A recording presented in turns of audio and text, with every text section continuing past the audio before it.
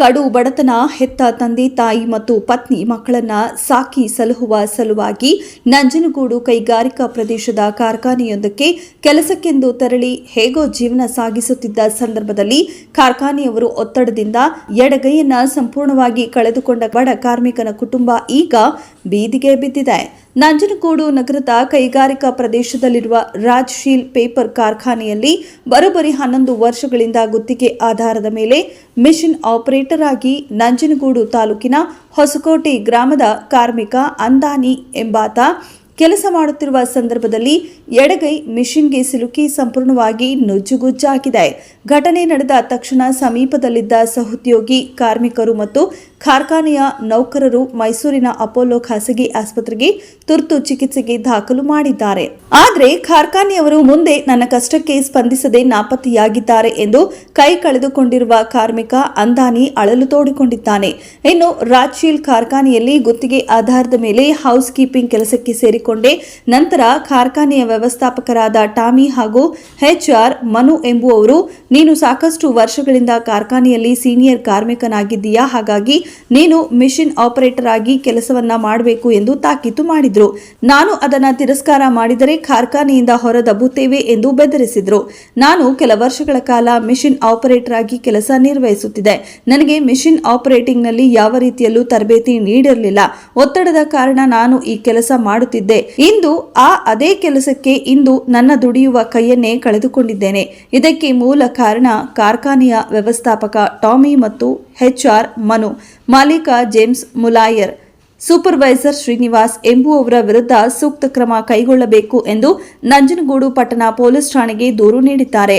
ಕಾರ್ಮಿಕ ಇಲಾಖೆ ಮತ್ತು ಪೊಲೀಸ್ ಇಲಾಖೆ ಈ ಕೂಡಲೇ ಎಚ್ಚೆತ್ತುಕೊಂಡು ಬೀದಿಗೆ ಬಿದ್ದಿರುವ ಕುಟುಂಬಕ್ಕೆ ಆಸರೆಯಾಗದ ಕಾರ್ಖಾನೆಯ ಮಾಲೀಕರ ವಿರುದ್ಧ ಕ್ರಮ ಕೈಗೊಂಡು ಪರಿಹಾರ ಮತ್ತು ನ್ಯಾಯ ಕಲ್ಪಿಸಿಕೊಡಬೇಕಾಗಿ ನೊಂದ ಕಾರ್ಮಿಕನ ಮನವಿ ಮಾಡಿದ್ದಾನೆ.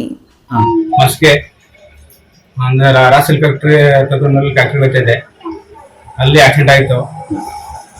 ಅವಾಗ ನನ್ನ ಎಲ್ಲ ಹಾಸ್ಪಿಟಲ್ ಸೇರಿಸಿದ್ರು. ನಂಗೆ ಇಲ್ಲಿವರೆಗೆ ನಂಗೆ ಏನು ಸಂಬಳ ಕಟ್ಕೊಡಿಲ್ಲ ಅವರು. ನಾನು ಎಲ್ಲ ಗವರ್ದ್ರೆ ಎಲ್ಲ ಯಾರು ಬರ್ನಿಲ್ಲ ಸಹಾಯಕ್ಕೆ.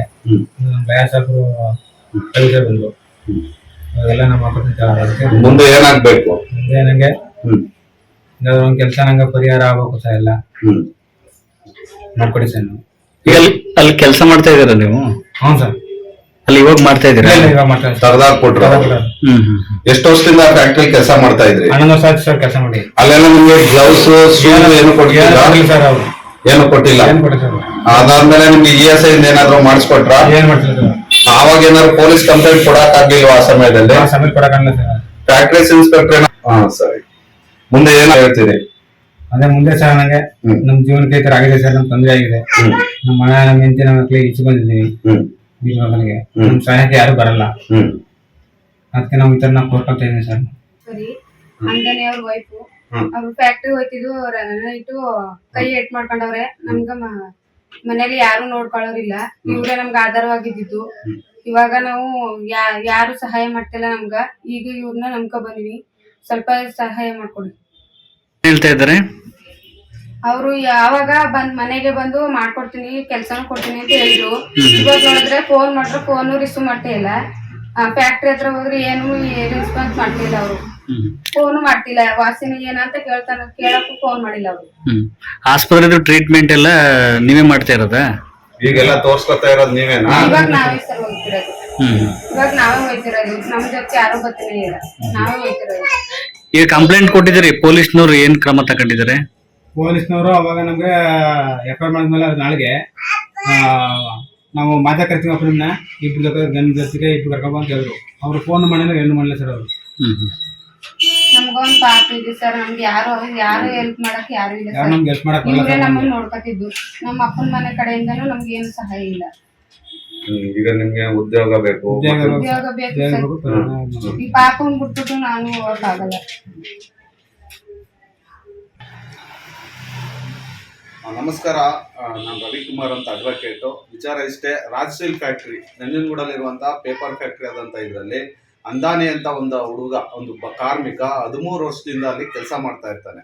ಅವನಿಗೆ ಯಾವುದೇ ಸೇಫ್ಟಿ ಮೆಜರ್ಮೆಂಟ್ಸು ಅಥವಾ ಸೇಫ್ಟಿ ಇರುವಂತಹ ಯಾವುದೇ ವಸ್ತುಗಳನ್ನ ಕೊಡದೇನೆ ಅಸುರಕ್ಷತೆ ಇರುವಂತಹ ಮಿಷಿನ್ ಅಡಿಯಲ್ಲಿ ಕೆಲಸ ಮಾಡಿಸ್ತಾ ಆತನ ಒಂದು ಕೈಯನ್ನ ಆ ಮಿಷಿನ್ಗೆ ಹೋಗುವಂತೆ ಮಾಡಿ ಅಲ್ಲಿ ಗಾಯಗೊಳಿಸಲಾಗಿದೆ ಅಂದ್ರೆ ಒಂದು ಆ ಕೈಯನ್ನು ಪೂರ್ತ ಸ್ವಾಧೀನ ಹೋಗುವ ನಿಟ್ಟಿನಲ್ಲಿ ಒಂದು ಅಸುರಕ್ಷತಾ ಒಂದು ಮಿಷಿನ್ನ ಆಪರೇಟ್ ಮಾಡುವಂತೇಳಿ ಬಲವಂತ ಮಾಡಿರುವಂತಹ ರಾಜ್ ಫ್ಯಾಕ್ಟ್ರಿಯ HR ಮ್ಯಾನೇಜರ್ ಮತ್ತೆ ಸೂಪರ್ವೈಸರ್ಗಳು ಅವನ ಈ ಏನು ದುಡಿಯೋದಕ್ಕೆ ಕೈ ಇಲ್ಲದ ರೀತಿ ಕೆಲಸವನ್ನ ಮಾಡಿದ್ದಾರೆ. ಈ ವಿಚಾರವಾಗಿ ಆತ ಧ್ವನಿ ಎತ್ತಿದ ನಂತರ ಆತನಿಗೆ ಯಾವುದೇ ಸವಲತ್ತುಗಳನ್ನ ಕೊಡದೇನೆ ಕೆಲಸದಿಂದ ಹೊರಗೆ ಹಾಕಿ ಅವರನ್ನ ಅವಮಾನಕಾರಿಯಾಗಿ ನಡ್ಕೊಳ್ತಾರೆ. ಇದಾದ್ಮೇಲೆ ಅವರು ಪೊಲೀಸ್ನವ್ರ ಜೊತೆಗೆ ಕೇಸನ್ನ ಮಾಡಬೇಕು, ಪೊಲೀಸ್ನವ್ರ ಹತ್ರ ಹೋಗಿ ಅಂದಾಗಲೂ ಕೂಡ ಅದಕ್ಕೆ ತಡೆ ಹೊಡ್ತಾರೆ. ಈ ಸಂದರ್ಭದಲ್ಲಿ ನನ್ನ ಆಫೀಸ್ಗೆ ಬಂದಂತ ಅಂದಾನಿ ಅವರು ಇದನ್ನ ತೋಡ್ಕೊಳ್ತಾರೆ. ಈ ವಿಚಾರವಾಗಿ ಅವ್ರ ವಿರುದ್ಧ ಧ್ವನಿ ಎತ್ತಿ ಈಗ ನಾವು FIR ದಾಖಲಿಸಲಾಗಿದೆ. ಯಾರು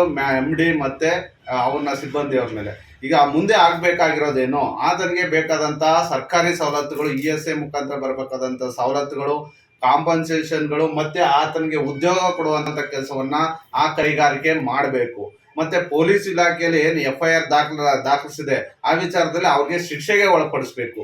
ಅನೇಕ ಒಂದು 15ರಿಂದ 20 ಜನ ಈ ತರ ಅಂಗಗಳನ್ನ ಅಂದ್ರೆ ಕೈ ಕಾಲು ಈ ತರ ಅಂಗಾಂಗಗಳನ್ನ ಕೈ ಅವರು ತೊರೆದುಕೊಂಡಿದ್ದಾರೆ ಇಂಥ ಮಿಷಿನ್ಗಳಿಂದ. ಈಗ ಇದ್ರ ವಿಚಾರವಾಗಿ ನಾನು deputy director of factories inspector ಅವ್ರ ಜೊತೆ ಮಾತಾಡಿದೆ. ಅವ್ರಿಗೂ ಕೂಡ ಆಕ್ಸಿಡೆಂಟ್ ರಿಪೋರ್ಟ್ನು ಕೂಡ ಇವರು ಸಲ್ಲಿಸಿರೋದಿಲ್ಲ. ಈ ರೀತಿ